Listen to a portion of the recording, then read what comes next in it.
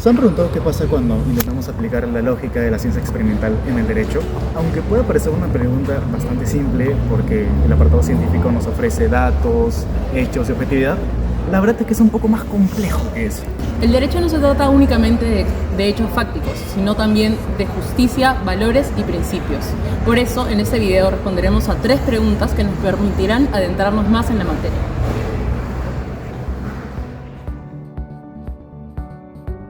Primero, ¿cómo el pensamiento científico experimental que aparece en la Edad Moderna podría haber afectado la idea y la práctica de derecho, teniendo en cuenta sus antecedentes narrativos y mitológicos? En la premodernidad, el derecho buscaba determinar reglas que definan patrones para la valoración de los comportamientos, que legitimaran y expresaran los principios que eran considerados valiosos para la sociedad.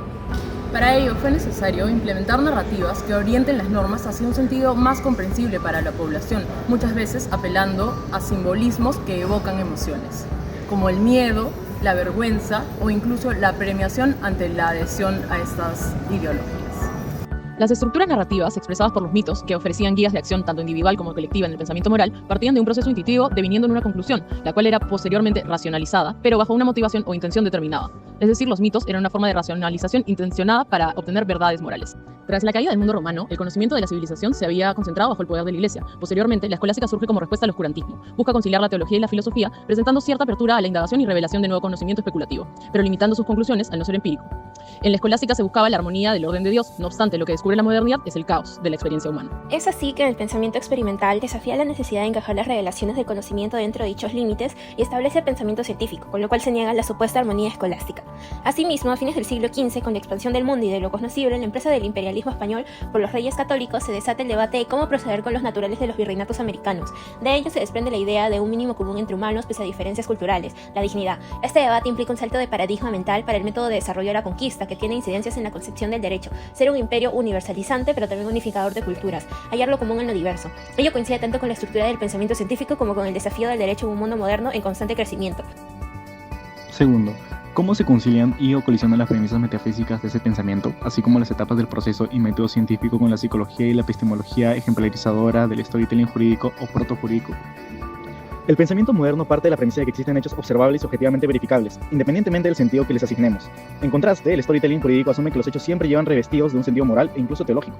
Las narrativas construyen intención, culpa e incluso pueden ofrecer una mejor contextualización. Esa diferencia genera tensiones cuando la ley exige una verdad fáctica, neutral, frente a versiones que apelan al sentido de la intención, ocasionando así un choque epistemológico entre hechos descriptivos y hechos interpretativos. Mientras que por su parte, el método experimental idealiza una secuencia de pasos para obtener una respuesta. La hipótesis da la prueba y la prueba da la refutación o confirmación. El storytelling funciona circularmente. La interpretación del hecho retroalimenta la forma en que se recolectan y seleccionan estos mismos. Lo narrado condiciona la atención.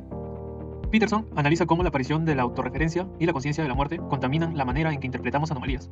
El sujeto interpreta el evento con sus significados profundos. En el derecho, eso significa que la narrativa previa de la comunidad puede contaminar la percepción de lo que se constituye una anomalía legal o moral. No obstante, las ciencias también proveen narrativa, aunque cargadas de datos. Cuentan una historia plausible acerca de lo ocurrido, pero con un soporte empírico. Es decir, el storytelling y el método experimental pueden combinarse. En el fondo, la ciencia aporta datos y el derecho puede darle sentido. Y ahí es cuando se concilian. Cuando la evidencia no reemplaza el relato, sino que lo sustenta. En cuanto a su metodología, los jueces y legisladores usan heurísticas y modelos, como la economía del derecho, el análisis coste-beneficio, la evidencia empírica socialización, entre otros. Estos métodos no destruyen la necesidad narrativa, al contrario, instrumentalizan los datos para construir narrativas normativas más robustas. Por otro lado, Campbell y Peterson muestran que el sujeto humano integra lo nuevo a través de los arquetipos. La ciencia como anomalía que desafía un orden simbólico será interpretada según esos marcos, si la ciencia es percibida como héroe liberador o adversario destructor. Influye en su legitimación social. Esto explica por qué la misma evidencia puede ser aceptada o rechazada en distintos contextos culturales. Y por último, ¿qué desafíos psicoepistemológicos podrían acarrear esa idea experimental de derecho o de la modernidad? Uno de estos desafíos es que puede ocasionar una falsa ilusión de neutralidad o cientificismo jurídico, al creer que aplicar métodos empíricos torna las decisiones neutralmente científicas y por eso libre de valores. En realidad, la elección de variables, estándares de prueba y modelos normativos lleva valores ocultos. ¿Qué medir? ¿Cómo medir? Lo que puede llevar a legitimar tecnocracias que ocultan juicios de valor bajo apariencia objetiva.